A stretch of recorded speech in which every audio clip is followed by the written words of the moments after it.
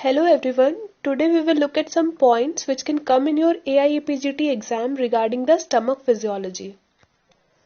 So in a previous video, we have already learned about the various stimulators and inhibitor of gastric juice secretion.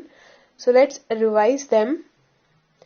Stimulators were gastrin, vagus and histamine, और वहीं जो inhibitors थे वो थे secretin, somatostatin, cholecystokinin, VIP, GIP, low pH, peptide YY, etc.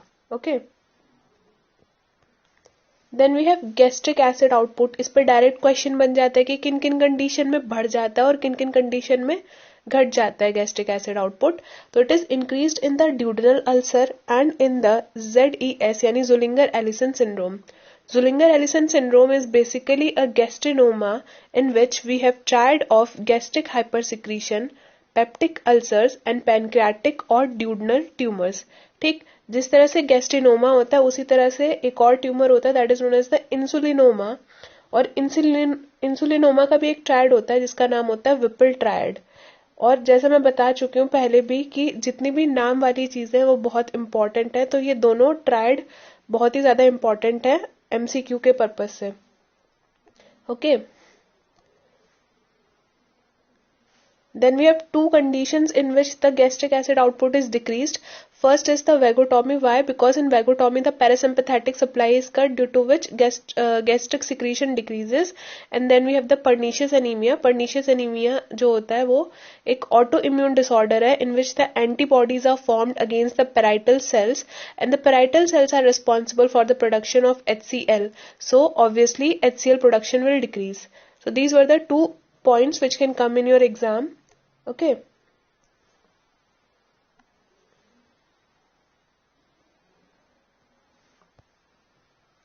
Then we have basic acid output. It is the rate of acid secretion in absence of all the stimuli. और ये एक circadian rhythm show करता है which is lowest in the morning and highest in the night, and normally it is less than 10 between 2 to 5. Then we have maximal acid output. This is the gastric acid secretion produced in the presence of stimulants like pentagastrin or histamine, और ये generally less than 50 mmol per hour होता है. Then it reflect the total parietal cell population of the stomach. दोनों तुम्हारे basic acid output and maximal acid output, it is increased in duodenal ulcer. In gastric ulcer they remain normal or decrease. Then gastric emptying पे question बन सकता है. तो we will see what are the various factors which affect the gastric emptying. First is the volume of gastric content. जितना ज्यादा volume होगा उतनी ही जल्दी जो स्टमक है वो अपना कंटेंट ड्यूडनम में डंप कर देगा.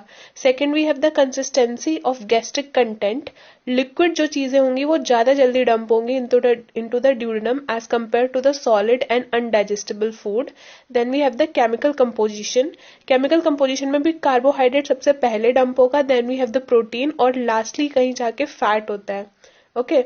Then fourth is the pH of gastric content. तो जितना ज्यादा pH उतना ज्यादा जल्दी वो डंप होगा. मतलब जितना ज्यादा कोई चीज अल्कलाइन है उतना ज्यादा जल्दी चीज वो ड्यूडनम में पहुंचेगी. Then we have the osmolar concentration of gastric content. तो जो आइसोटोनिक सॉल्यूशन है उनको ज्यादा जल्दी डंप कर दिया जाएगा into the duodenum as compare to the hyper और the hypertonic solution with respect to the blood. Okay. Then this is the table regarding these factors. तो first we have the stimulators जो gastric emptying को favor करेंगे. First is the liquid food, then we have the carbohydrate and protein, then we have gastrin. Why? Because gastrin is secretory motor, it increases the peristaltic movement and इसी की वजह से जो content है वो ज्यादा जल्दी डंप हो जाएगा into the duodenum. Then we have the vagal stimulation. तो वेगस भी जो होती है वो पेरिस्टाल्टिक मूवमेंट को बढ़ाती है and causes relaxation of pyloric sphincter, जिसकी वजह से जो खाना है वो स्टमक से निकल के ड्यूडनम में ज्यादा जल्दी जाएगा.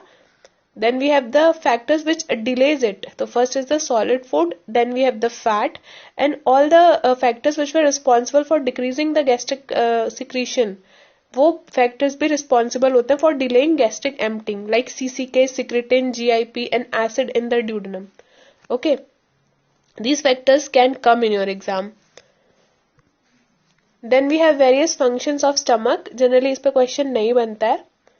तो जो मेन फंक्शन होता है it is the digestive function which mainly act on the protein. जो HCl होता है वो कन्वर्ट कर देता है. चीफ सेल जो होती हैं वो पेप्सिनोजन सिक्रीट करते हैं which is an inactive enzyme जो HCl की प्रेजेंस में कन्वर्ट हो जाती है पेप्सिन में.